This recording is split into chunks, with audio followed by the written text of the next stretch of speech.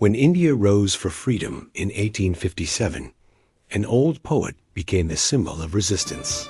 His pen was mightier than the British sword. He was not born a warrior, but destiny made him one. This is the story of Bahadur Shah Zafar, the last Mughal emperor, whose poetry became the cry of a dying empire. The emperor without an empire, Bahadur Shah Zafar, was born in 1775, the son of Emperor Akbar II. He became the emperor in 1837, when the Mughal Empire had already lost almost all its glory. The great empire that once stretched from Kabul to Bengal was now reduced to just Delhi and its surroundings. Zafar had no real army, no vast treasury, and no political power. The British East India Company controlled India, and the emperor lived more like a poet prince under supervision than a ruler. But within his heart burned the soul of a poet, a lover of peace, and a believer in destiny. The poet-emperor Bahadur Shah Zafar was not known for war, but for his poetry and spirituality. He wrote in Urdu, using the pen name Zafar, meaning victory. He filled his Red Fort palace with poets, musicians, and artists. Great minds like Mirza Ghalib and Zauq were part of his court. His poetry spoke of love, pain, destiny, and faith. He was a Sufi at heart, believing in the unity of all human beings. But the winds of change were blowing across India. The British had taken control of most kingdoms, and the people were restless. The revolt of 1857.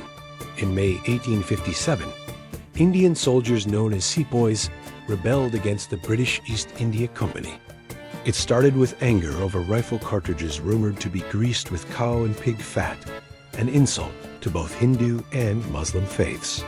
The rebellion quickly spread from Meerut to Delhi.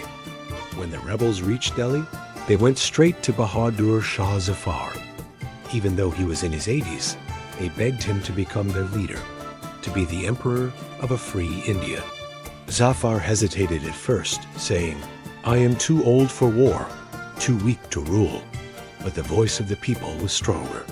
He accepted the call, and overnight, the old poet became the symbol of India's first independence struggle. Delhi in flames. The Red Fort once again became the heart of Indian hope.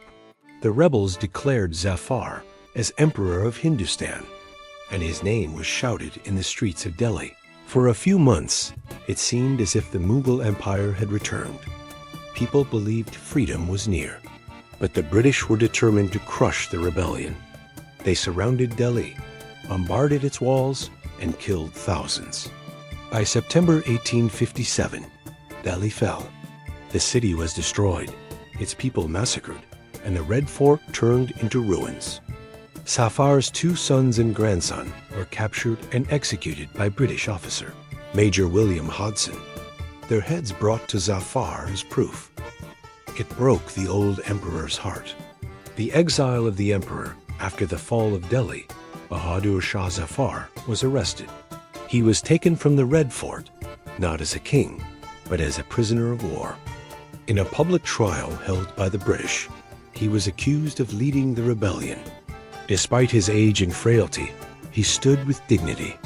He told the court, "I have done nothing but pray for my people." But his words could not save him.